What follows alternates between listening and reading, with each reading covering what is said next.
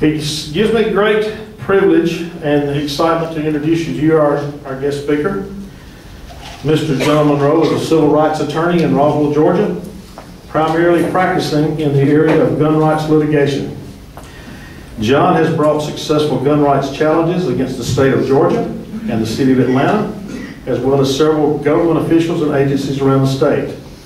He also has gun litigation pending in both Colorado and Wisconsin, and he has a bachelor's degree in electrical engineering.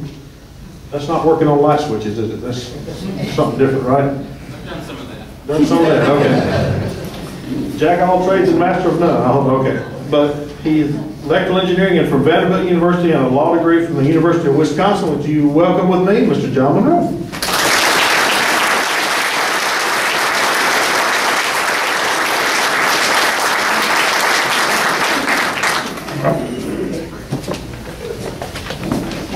Well, thank you very much, everyone, and thank you for inviting me to be with you here today. I have to tell you, I'm quite impressed and energized by what I've seen here today. In this short amount of time you've been working together, you've grown, and I hope to see you accomplishing great things. And I'm really pleased to see the great turnout here today. You should all be proud of yourselves. Well, Eddie asked me to speak about encounters with the police, what you ought to do if you have one. A little bit about some of the perhaps more interesting cases I've had, and any suggestions I might have for things that you can do to further gun rights in Alabama. So it's a little bit of an eclectic topic, but I'm going to go through those, and I'm happy to answer any questions you might have at the end. First of all, with encounters with the police, I'm not going to talk about encounters with the police that occur after a shooting. Although if you have questions about it, I'd be happy to try to answer them, because that topic, you could write a book on that. So I'm going to stay away from that and just talk about the encounters without a shooting, where either the police see you carrying a gun or somebody else saw you carrying a gun, and the police got called, and then you have an encounter. It's pretty common for people to call in man with a gun calls. It happens all over the country. I don't know what the instance of it is in Alabama, but I'm sure there are some, because it happens everywhere. And the story that Jason was telling about how when he talked to his friends in Colorado about how he got charged with a gun crime in Alabama, and his friend was astounded because everyone carries a gun in Alabama. You know, you can say the same thing about Georgia, and the truth of the matter is the southern states have more gun laws than all the other states do. I know some of them in other states are more restrictive, like New York, or the DC or Illinois, but there are more gun laws in the southern states than there are in all the other states. So the other parts of the country are surprised to hear that, but that is a struggle for us here. So if there is a man with a gun call, the police tend to respond, and they tend to respond fairly aggressively. And it's not unusual for people to get charged with things like disorderly conduct or something along those lines. One thing that you should be aware of is whether or not you're required in whatever state you happen to be in to show a permit to carry a gun to the police, if either with or without being asked. And I'll give a disclaimer up front. I'm not licensed to practice in Alabama, and I'm not as familiar with laws in Alabama as I am in some other states. So I don't know what the laws are here regarding that. But if you don't, you ought to if you're carrying a gun. There are some states, and if you carry it with your Alabama or other license into other states, you have to obey the laws in those other states. And there are some states where if you're carrying a gun, you're required to volunteer that fact to the police and show your permit without being asked. It's like the police show up, I've got a gun. I mean, that's what the law says. So I think Ohio is one of those. So if you go to those states, you have to be aware of things like that. But on the other side of the coin, the Supreme Court of the United States has ruled that it's unconstitutional for the police to stop a motorist just to see if the motorist has a driver's license. There's no reason to believe why that same logic wouldn't apply to carrying a gun if you happen to be in a state that requires a license to carry openly or concealed, whatever you happen to be doing. There's some logic to the idea that the police could not stop you just to see if you have a gun, whatever the state law might be notwithstanding. So if you are detained by the, or I'm sorry, if you're stopped by the police or have an encounter with the police, one thing you're going to want to know is determine whether or not you're being detained, which is a legal term and it means something. A person is being detained if under the circumstances a reasonable person would not believe he's free to go. And it makes a difference, and I'll explain why in a minute. In order for you to be detained lawfully, there must be some reasonable, articulable suspicion that you have committed, are committing, or are about to commit a crime. Now that doesn't mean necessarily that the police are obligated to articulate that to you, but at some point they might be called upon to articulate it and they're going to have to come up with something. In order for you to decide if you're being detained, there are a couple of ways to do that. You might ask, am I being detained? Am I free to go? Things like that. But you may not get an answer to a question like that. But if you're being, for example, surrounded, if guns are drawn, if you're handcuffed, if you are required to move from a more public area to a less public area, those are all indicia of being detained. Now, if you're not being detained, that means that the encounter you're having with the police is consensual, and you're free to turn around and walk away. Now, if you ask if you're free to go, or if you're being detained and you don't get an answer, there's no reason why you can't say, well, then I'm assuming that I'm not being detained, and turn around and walk away.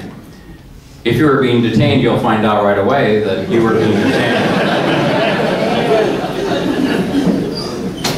Now, if you are being detained, that means that the police are investigating what may be a crime. And the natural inclination is, when you think that whatever you're doing is perfectly harmless or innocent, is to explain what you're doing or, quote-unquote, talk your way out of it. Don't want to embarrass people, but by a show of hands, how many people have ever been pulled over by the police for any reason whatsoever? Okay.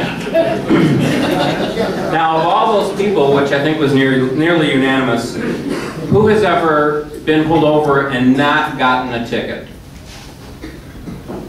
Okay, probably 3/4 or more. Now, of all of you who have been pulled over and not gotten a ticket, how many believe it's because you talked your way out of getting the ticket, as opposed to the officer just deciding not to cite you? Okay, that's probably maybe 20% of all the people who didn't get a ticket. So what that, and I think that's pretty consistent with experience. And what that tells me is you're not likely to be able to talk yourself out of whatever it is the officer is investigating. On the other hand, you might talk yourself into something. You might think you know exactly what your rights are, what the law is, and you might be right, you might be wrong. If you're right, you still might get arrested. If you're wrong, you're probably going to get arrested. So if you're being detained and the officer's investigating you for potentially committing some kind of crime, it's not a great idea to talk a lot. As an example, if you were to say nothing if the police ask you a question, and then the officer later is testifying about it, he's probably going to say the subject didn't make any comment or didn't make a statement. He might say things like the subject was uncooperative or some kind of pejorative terms like that. But those things don't matter. It doesn't matter whether you're cooperative or not. Who has an obligation to cooperate with somebody who's trying to arrest him? And there's just, don't worry about that. But on the other hand, if you say things like, well, I was wearing a gun, I was carrying it openly, but I didn't touch it. The officer, when he gets on the stand, might say, well, I was talking to the guy and he admitted he was wearing a gun and said he touched it. Well, that's not right, but the fact that you talked at all and talked about touching your gun, some of those words are going to sink in and some may not. Officers are human beings, which means they make mistakes. They might stretch things. Their memories are fallible. If you didn't talk at all, he's not likely to say that you said something that you shouldn't have said. But if you make a statement, he might repeat it and not get it right. So, moral of the story is, you can incriminate yourself by trying to talk your way out of it, and the chances of being successful in talking your way out of it are slim, so don't try. If you are arrested, or even if you're not, your gun is likely to be seized. That's just what happens. You know, if the police determine that they're going to take your gun, you know, don't try to fight them over it or anything like that. You can sort it out later. You should be able to get it back if you haven't committed a crime, but it's likely to be seized, and you may not get it back for a while. That's just the reality of the situation. And then lastly, if you are detained or even arrested, and you are later determined or exonerated, found not guilty, never charged, whatever it is, if it comes out in your favor, if you were detained unlawfully, then you have the right to sue the officers involved and perhaps the departments and things like that for violating your civil rights, which is something you ought to keep in mind.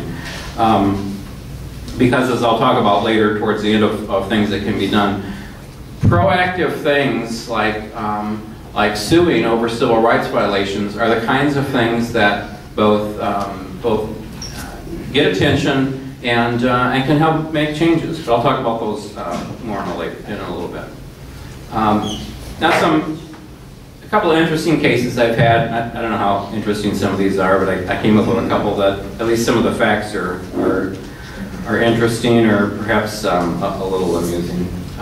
And this one actually just came up recently, so I don't have a disposition for it yet. I have a client who was a referee at an airsoft event, and I'll have to confess, I know what an airsoft gun is, but I'm not really sure what these events are. Maybe some of you do, but apparently he's an official of some sort at some airsoft competition. And so he has airsoft guns in his car, and he's driving home, and on his way home, he was inspecting one of them while I was driving. I'm not sure what the safety of the driving was, but that's not really the issue here. Anyway, he's inspecting his airsoft gun while he's driving home.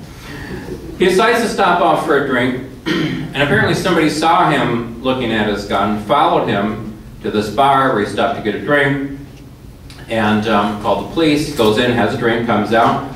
The police surround him and arrest him, confiscate that airsoft gun, and he's arrested for disorderly conduct. And what's put on the citation for disorderly conduct is he pointed an airsoft pistol at the roof of his car. That was his disorderly conduct. Now, set aside for the moment that it wasn't a firearm. He didn't have a firearm with him at all. But if it were a firearm, he was pointed in what arguably was the safest direction you could point it if you were going to handle a gun inside your car. But he was charged. I don't know, like I said, I don't know what the disposition of that is going to be yet. That just happened. A couple of these were reported in the news. You might have heard of some of these. This next one comes out of Wisconsin. We have a Wisconsin fellow here. I know. There are 5 men who are eating at an outdoor table at a kind of a combination fast food ice cream restaurant. It's from a chain up in Wisconsin. They're all openly carrying, and in Wisconsin, you don't need a license or anything to openly carry. Somebody saw them, called the police respond en masse. They were all asked for their IDs. 2 of them refused to give their IDs, and they were immediately arrested for obstruction. And the rest of them showed their IDs and were released. And then later, the charges for obstruction were dropped when the police figured out that you actually can't arrest somebody for obstruction for refusing to show their ID. But all 5 of them, those who showed their ID and those who didn't, were all sent citations for disorderly conduct.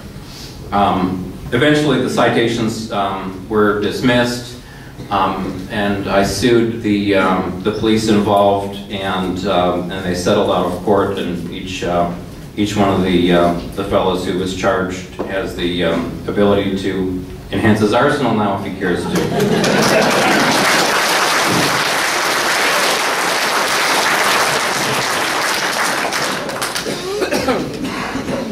Now, one of the guys there actually was a double dipper. He was the subject of this next one. He was sitting on his front porch, of his house, openly carrying a 1911. And the police respond to his neighborhood of a report of a man shooting a raccoon or some wild animal with a BB gun. This fellow didn't match the description of the shooter, and he wasn't a suspect. The police did not believe he was the guy who shot the raccoon with the BB gun. But they see him with his 1911, so they ask for his ID. And he refuses to give it. So they go up on his front porch and arrest him for obstruction of an officer. The DA declined to prosecute him, and we sued the officers involved there, and he settled for, I think it was $12,000 if I recall. Different police department, same state. He was one of the same fellows than the other incident. Another case I had was a man was concealed carrying in Atlanta and went to get on the subway there. The police happened to notice, I think he had a t-shirt over his gun, and they happened to see that he was armed.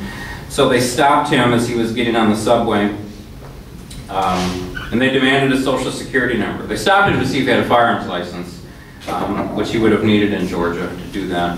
And while they had him stopped, they demanded a social security number in order to run a background check on him.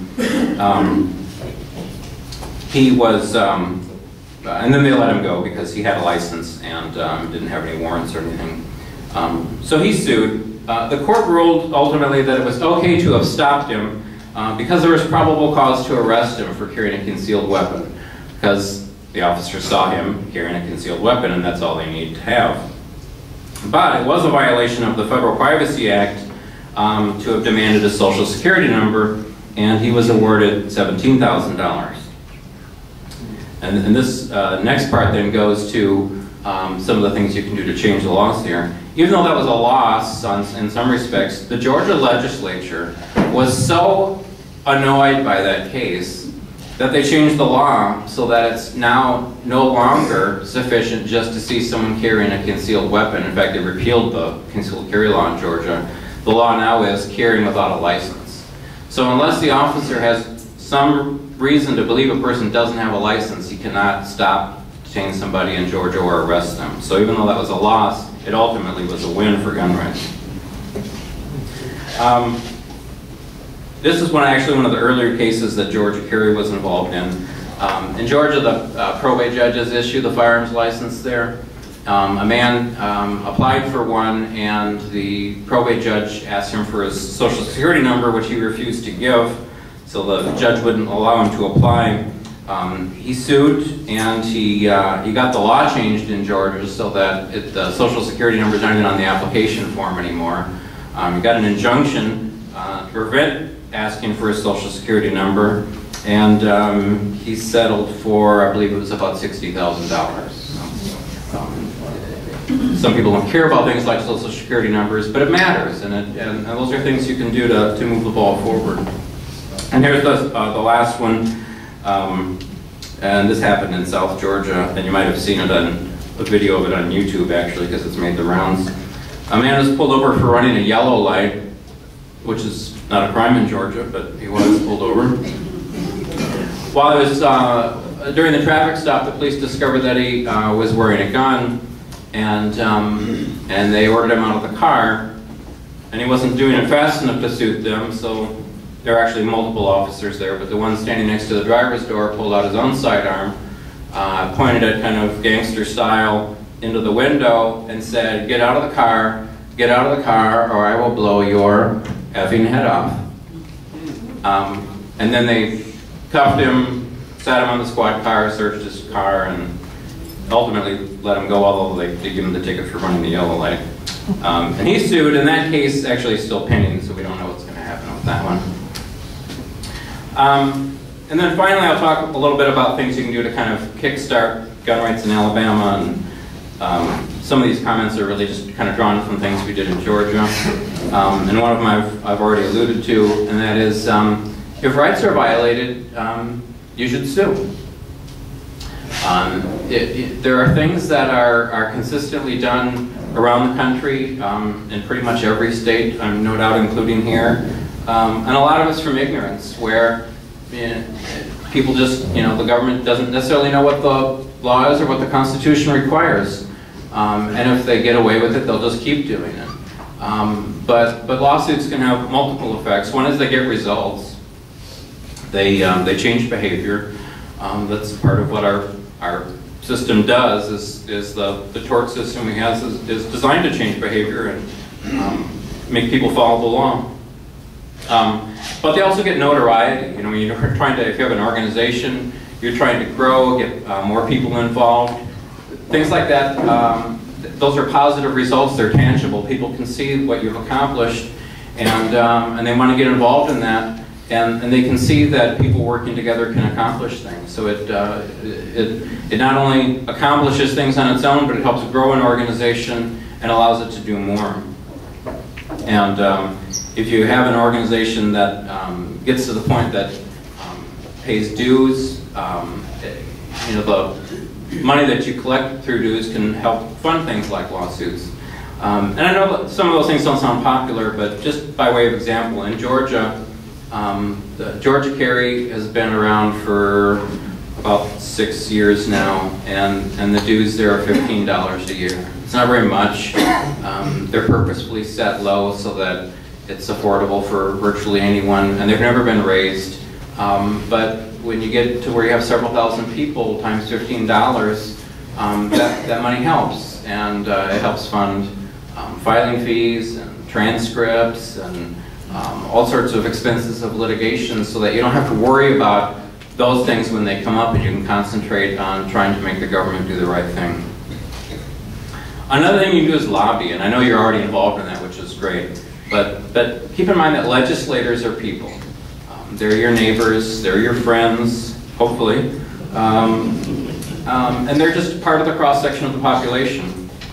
Many of them like guns, and they like to carry guns, and they like to talk about guns. But you should get to know them. When they're not in session, is a great time to contact them, say you'd like to meet them, take them to lunch, sit down and talk about things that are important to you, including whatever is important to you regarding gun rights.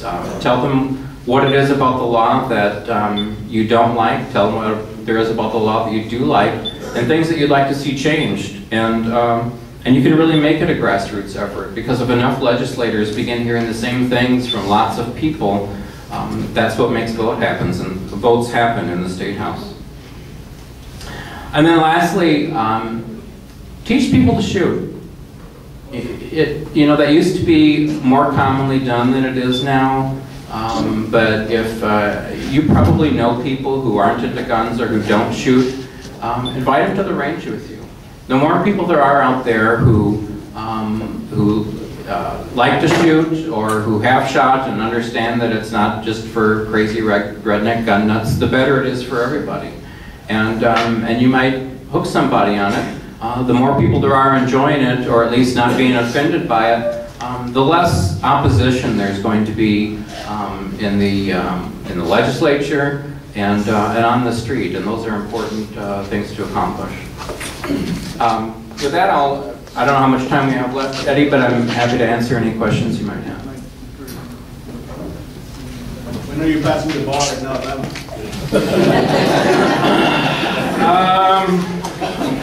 Well, funny thing about that, Alabama has reciprocity with Georgia, but only for people who live in Alabama. So if I were to move to Alabama, I guess I could just fill out some forms and get a license. But actually, yeah, in order to practice in Alabama and stay living in Georgia, I would have to take the Alabama bar exam. But that said, I could still do some work here in certain cases. For one thing, a lot of the things I described, in fact,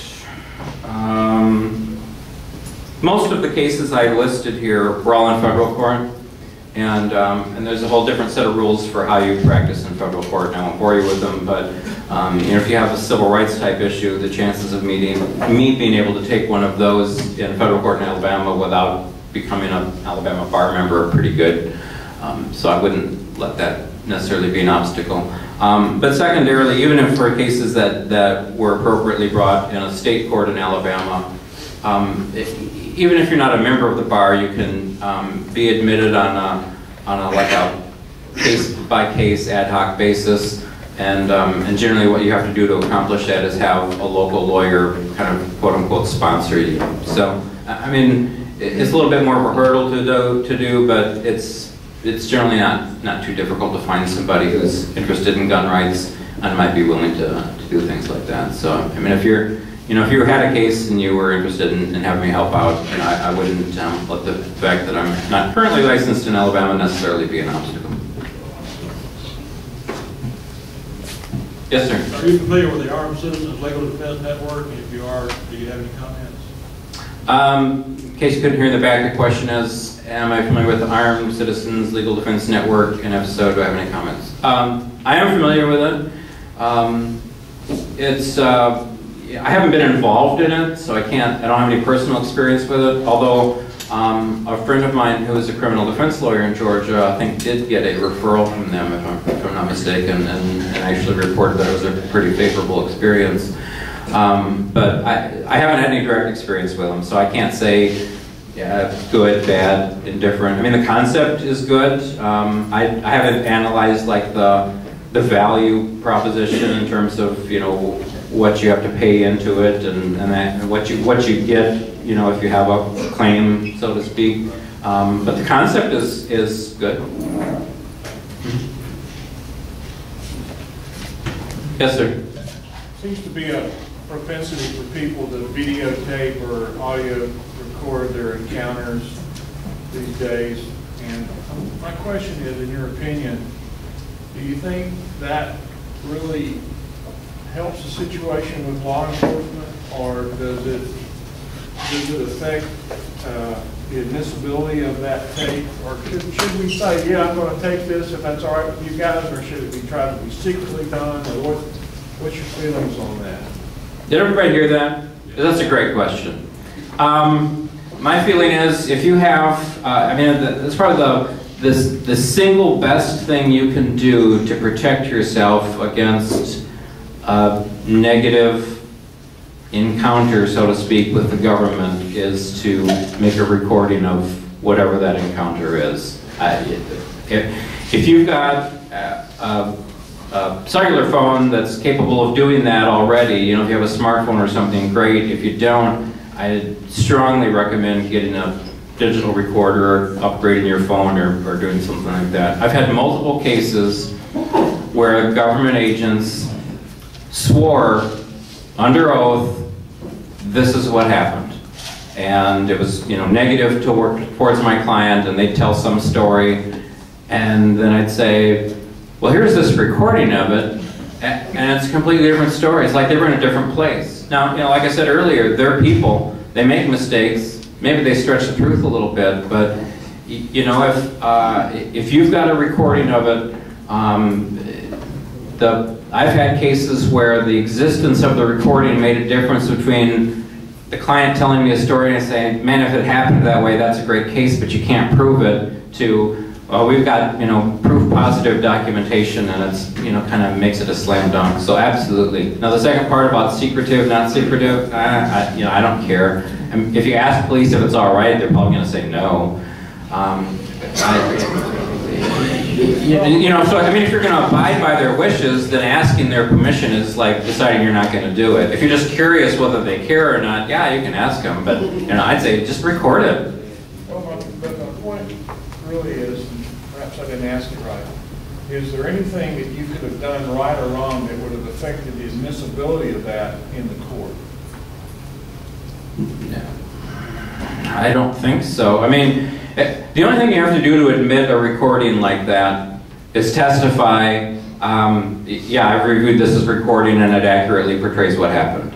I mean, it doesn't matter whether you did a good job or a bad job recording it, or I'm not sure what kinds of things you might have in mind, but the bottom line is, if there's somebody who can testify, yeah, this recording accurately portrays what happened, it's admissible.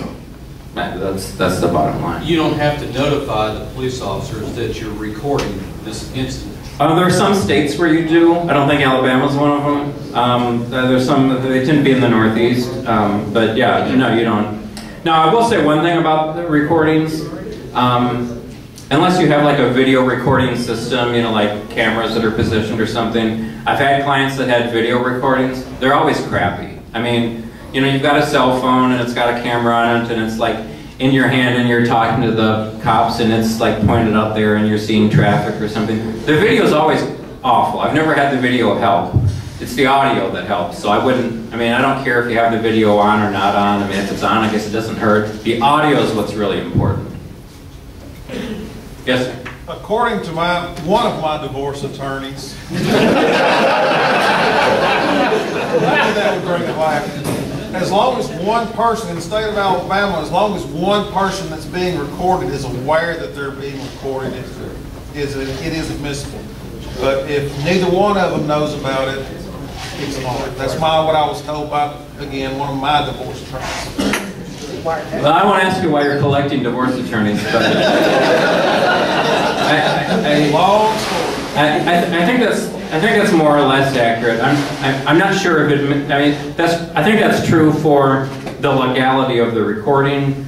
The admissibility of it, you know, might or might not track the legality of the recording. But if you're making the recording and you're there, you're one of the parties. So. Yes, sir. You touched on a couple of your cases as far as the disorderly conduct, and that seems to be a common problem is the catch-all Right. for a lot of states. And that was actually one of the things that we had in our legislation, in our Senate bill this past session, was that we tried to get it changed where it said the mere act of carrying a handgun or firearm in and of itself does not constitute disorderly conduct. So my question is, aside from getting some clear legislation changes like that, what can we do to ensure that we're protected or actually win a disorderly conduct case? Well, I mean, if the legislature will say it, that's great, although even that's not necessarily a cure-all. I mean, half the battle is getting the laws to read the way you want them, and then the second half is getting them enforced that way. That case in Wisconsin with the guy in the airsoft gun, that happened after the legislature in Wisconsin changed the law to say the mere act of carrying a firearm is not disorderly conduct.